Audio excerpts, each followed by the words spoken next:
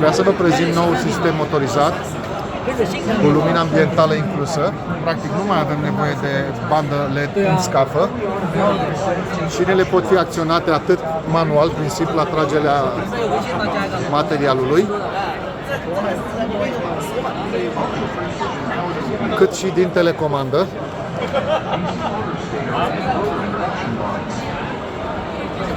Motorul este așezat în plan orizontal în spatele șinei. Practic, nu mai coboară în partea de jos, ca și înainte.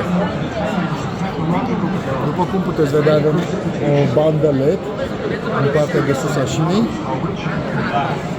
care poate fi customizabilă în diferite culori. De asemenea, sistemele au posibilitatea de a se deschide procentual, 70% sau 30%. Și cum vă spuneam, pot fi acționate și manual. Practic, eliminăm inovația acestui produs este că elimină necesitatea unei benzi LED